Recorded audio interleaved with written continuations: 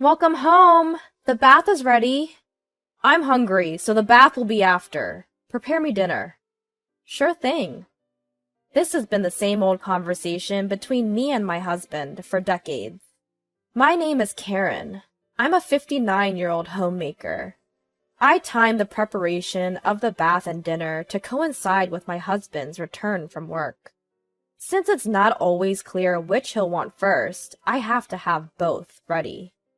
Hey, bring some tea. When he says that, I simply respond, sure thing, and prepare the tea. I've been living this life for nearly 40 years, so for me, it's just as usual. I got a job right out of high school, met my future husband, who was my boss at the time, and we got married. Being the youngest of 4 siblings with 3 older brothers and with my parents getting on in years, I wanted to get married early to give them some peace of mind. Plus, I was working in an office, but frankly, it wasn't a good fit. As someone with no higher education, I was worried if I could get another job. So, getting married and retiring seemed like the best option for me. When my marriage was settled, my parents were overjoyed and shed tears of happiness. Not long after my daughter was born, they moved into a nursing home, leaving me the family home. I thought my prideful husband would oppose moving into my childhood home, but he figured it was better than renting, so we renovated it and moved in. He hardly did any housework or childcare, but the fact that we raised our daughter comfortably until adulthood is thanks to him. So I thought it was only natural to devote myself to my husband. Until I saw that thing. With our daughter married and moved out, it's just the 2 of us in this house now. Our daughter, who lives nearby, checks in on us often, probably out of concern. She says she plans to continue working until she has kids. In our time, it was common for women to quit their jobs when they got married, but it seems times have changed. When I told her how impressive it is that she's doing all the housework for her husband and still working as she always has, she looked puzzled. What are you talking about? We split the housework. Her husband, having lived alone before, can clean, do laundry, and cook. I knew he was capable when it came to work, but didn't expect him to be skilled at housework too. It's quite different from Dad. She laughed as she said that.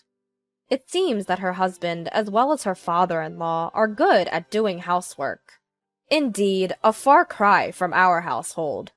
It was a shock to me, who had always thought it was natural for my husband to not do housework. By the way, Mom, I have a favor to ask.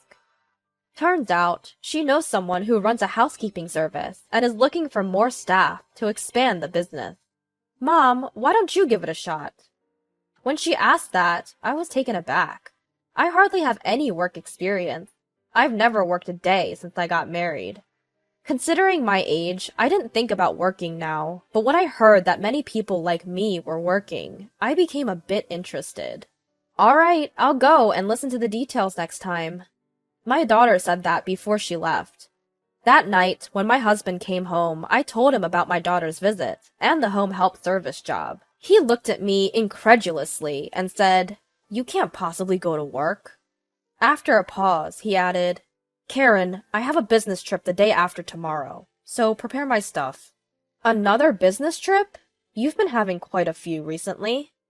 Can't be helped. It's part of the job. In the past few years, my husband's business trips have become more frequent. He used to never go on them, but now it seems like he's gone at least once a month. And of course, I'm the one who prepares for his trips. I was also preparing for this trip, but due to the bad weather lately, the laundry didn't dry properly. I had forgotten to add one of his spare dress shirts. This had never happened before, and I thought it might be because I was getting old. But I couldn't embarrass my husband, and I thought I might still have time. So, I called my husband, who had already left home. I called his cell phone several times and even sent an email, but there was no response. Then, I realized that he had left his cell phone at home in the bedroom. My husband, who is not very interested in cell phones, occasionally forgets it when he goes to work. He doesn't seem to have much trouble because he doesn't go out much at work, but I suppose it's a different story when he's on a business trip. In a panic, I called his office. The person who answered was one of his subordinates. When I told him that my husband had forgotten something for his business trip and I needed to contact him, he said, "Business trip? Please wait a moment." Which made me wonder.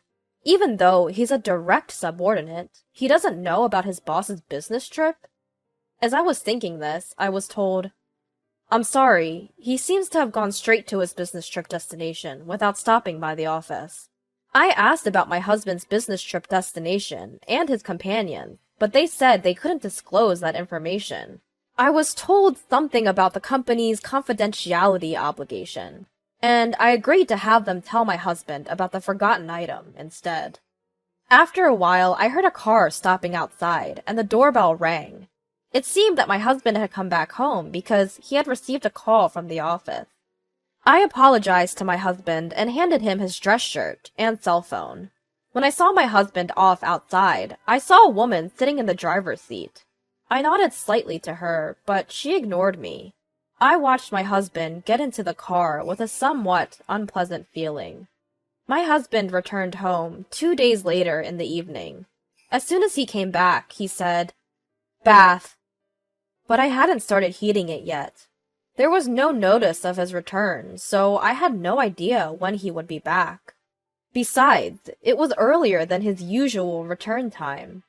Then my husband became grumpy and said, "Then let's eat first."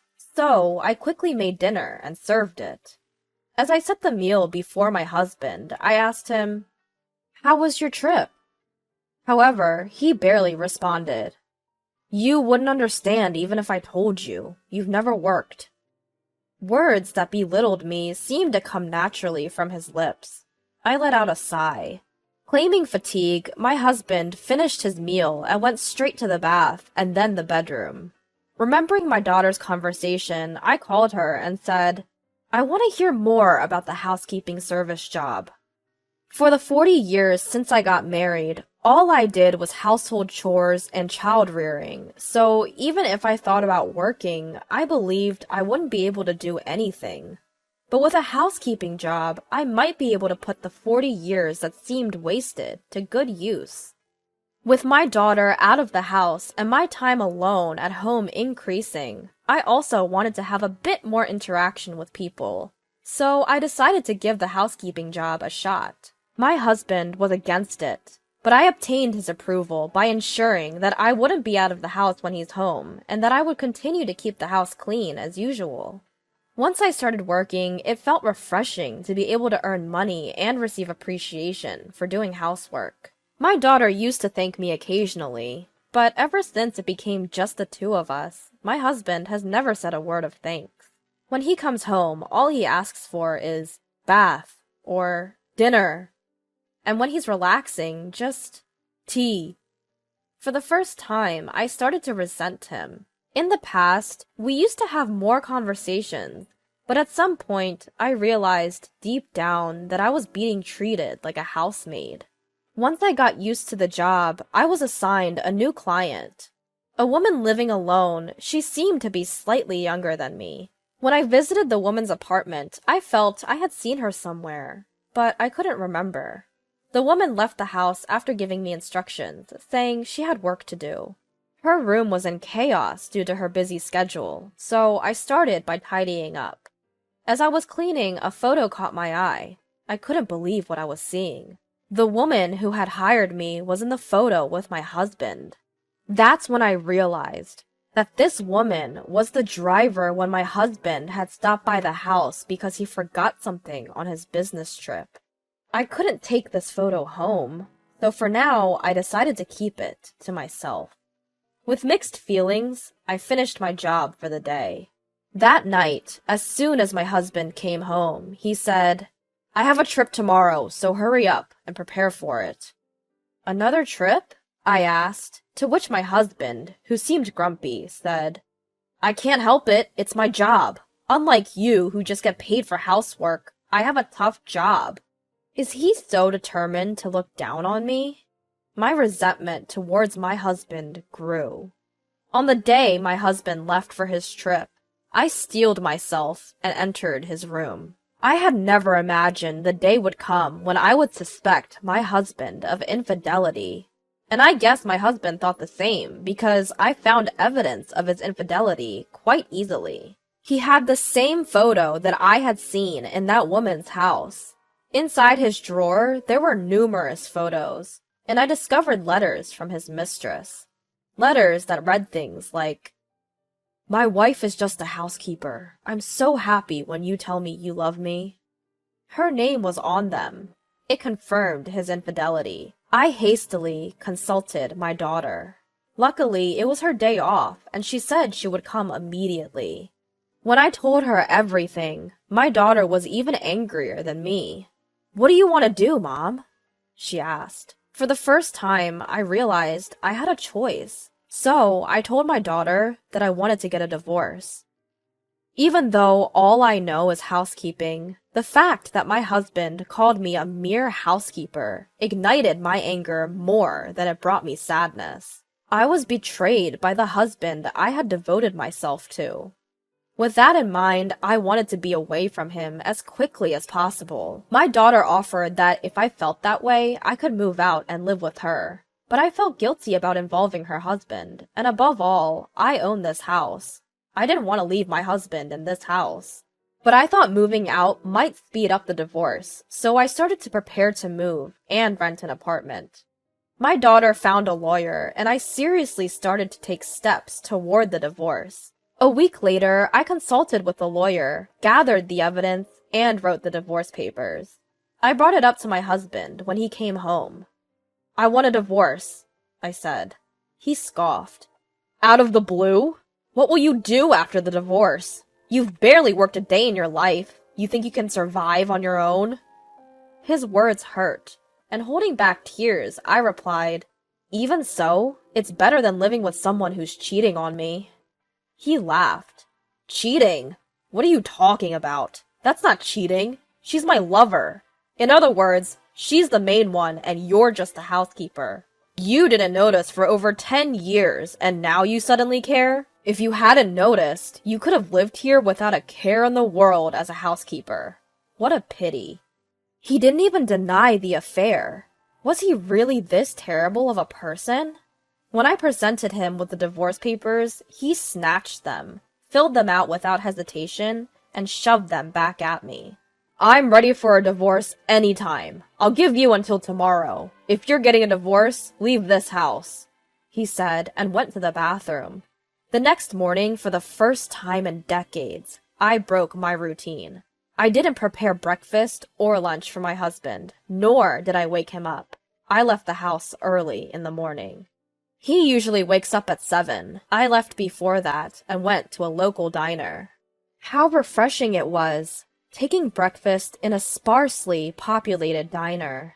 The scene before me was so extraordinary, it felt somewhat beautiful. After a while, my cell phone started ringing several times. It was from my husband. Not the type to text, he usually prefers to call. Chances are, if I answer, he'll just end up berating me. Ignoring him, I turned off my phone. After relaxing at the diner, I went to the local office. As soon as the office opened, I filed the divorce papers. While my husband was at work, I decided to go home and pack up my stuff. But surprisingly, my husband was still at home. "Where the hell have you been? It's your fault I'm late. I can't go to work now, so I've said I gotta go to the hospital and take the day off."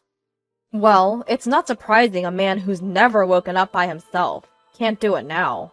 But taking the day off work, just like that, what an idea.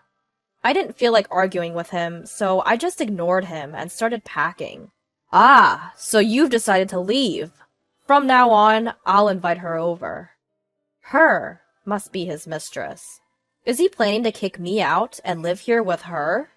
The moment I heard that, I reached my breaking point.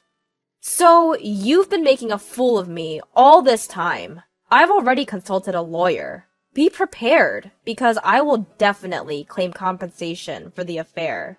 At this, my husband just laughed. "A lawyer? I can hire a competent one anytime. You don't stand a chance." I was so frustrated being ridiculed like this, I was about to respond. Suddenly, my husband clutched his stomach and crouched down in pain. I wondered what was wrong, but it seemed like he was really in pain. For a moment, I thought of leaving him like that, but if I do, there might be repercussions against me. Seeing him in such pain, I called an ambulance. The ambulance arrived quickly. I answered their questions and watched over my husband. It was decided that he would be transported to the hospital. One of the paramedics looked at me and said, "Ma'am, you should get ready too." But I responded firmly, "I can't. We're strangers now." The paramedic looked puzzled, but perhaps sensing something, they transported my husband without me accompanying him. At that moment, my husband's face was pathetically funny. When I contacted my daughter, she agreed to go to the hospital. It seems my husband will be hospitalized for a while. I only heard that his life was not in danger, but didn't ask for more details. After all, he's a stranger to me now. It'd be a problem if I develop unwanted feelings. I told my daughter, and she understood. While continuing to pack, I found another photo of my husband with his mistress. Shockingly, it was hidden in the living room drawer. In that drawer were our wedding rings, and I couldn't tell if my husband had intentionally left it there or not. But realizing I hadn't noticed it until now, I felt something was wrong with me. At the same time, anger bubbled up within me again. I thought about leaving this house, but I wasn't going to let it end with me just walking away. My husband wasn't around, and I saw this as an opportunity to act. I moved all his belongings to a rented storage unit. Half a month later, when I started living in a new apartment and finished my work for the day, I found my phone filled with missed calls from my husband. As I was about to drop my phone in surprise, another call came through. I reluctantly pressed the answer button. "Hey, where are you right now? Why can't I get into the house?" My husband's voice echoed. It seemed he had been discharged from the hospital and had returned home. I laughed. "Congratulations on your discharge. That's no longer your home, so why don't you go to your mistress's place?" "What do you mean?" he shouted, but I didn't back down. "I sold the house. You seem to be mistaken, but the house was in my name. I can do whatever I want with my belongings, and it's none of your business. Besides, I've graduated from being your housekeeper. We're already divorced, so do whatever you please."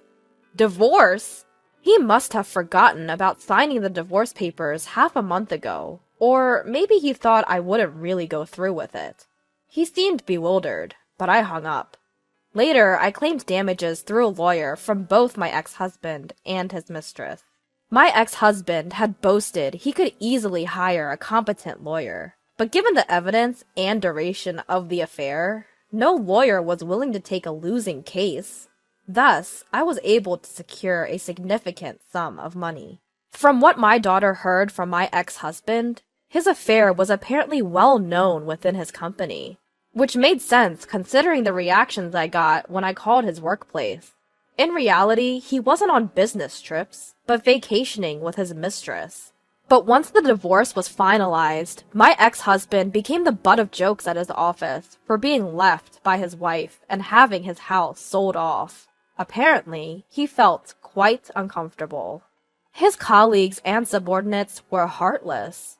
Furthermore, when he went to his mistress's place and she was also asked to pay damages, she complained that this wasn't what she signed up for and left him. How could she say such a thing after getting involved with a married man? My daughter, unable to forgive her father's infidelity, cut off all contact with him afterwards, so I don't know what happened to him. Given his high pride, he might not be able to stand being laughed at work and might have quit the job. He might have moved back to his hometown, which is far away from here. I thought I was powerless, but once housework became my job, I realized the time I'd spent wasn't wasted, and now I'm living a fulfilling life.